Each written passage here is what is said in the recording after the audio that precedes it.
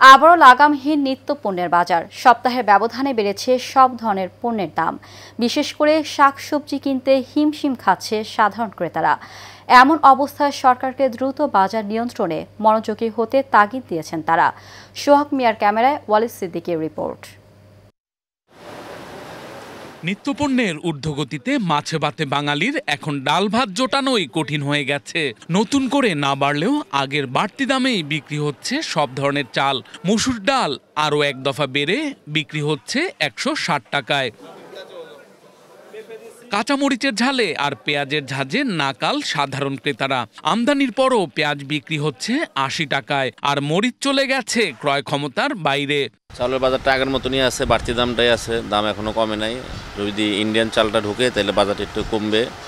মিনিকেট চাল আমরা 80 থেকে 85 টাকা বিক্রি করতেছি, নাদির চাল 80 থেকে 90, 28 চাল 60 থেকে 65। আপনার বর্তমানে হইতেছে আপনার মুসুর ডাল কেজিতে পারছে আপনার 30 টাকা, আগে বিক্রি করতাম আমরা 130 টাকা, এখন বিক্রি করতে হইতেছে 160 টাকা, 150 টাকা, 52 টাকা আমাদের কিনা পড়ে, 60 টাকাতে ব্যস্তাই লাগবে।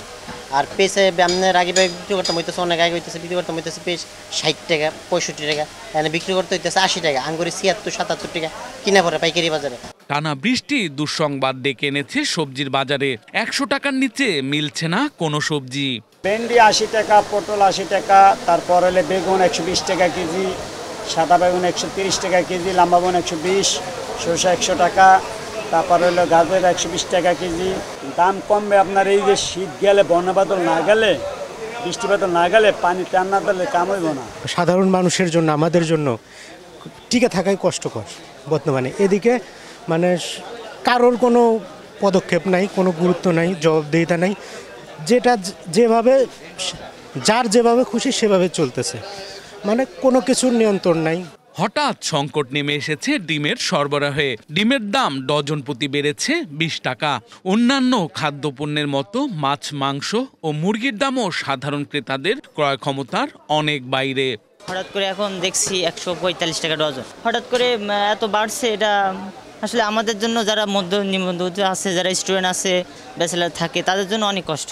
আস্তে আস্তে যখন পানিটা কমে যাবে, মাছের চাহিদার বেশি হলে মাছের দামটা কমে যাবে। ব্রয়লার হইলে আপনার 180 85 এরকম বিক্রি করতেছে, আর লালটা 330 40 এরকম বিক্রি করতেছে। সবসময় দেখেই যাই, খাইতে পারি না, দুঃখ লাগে ওই জায়গায়। প্রতিদিন বাড়ে, প্রতিদিন প্রতি হাটেই বাড়ে, কম কখনোই পাই নাই, আজ পর্যন্ত কম পাই নাই, বাড়তি আছে বাড়তি আছে, আমাদের নাগালের বাইরে। আমাদের যে আয়, সরকারের উচিত এটা আসলে পর্যবেক্ষণ করা, নিয়ন্ত্রণ করা, যাতে অন্তত সাধারণ মানুষ যারা আছে তারাও যাতে অন্তত খাইতে পারে। ইলিশ মাছটা তো আমাদের মাছ, জাতীয় মাছ। এমন অবস্থায় দ্রুত বাজার নিয়ন্ত্রণ ও সিন্ডিকেট ভেঙে দিতে যথাযথ পদক্ষেপ নিতে সরকারের প্রতি তাগিদ দিয়েছেন ক্রেতারা। Walid Siddiqui, Asian television, Dhaka.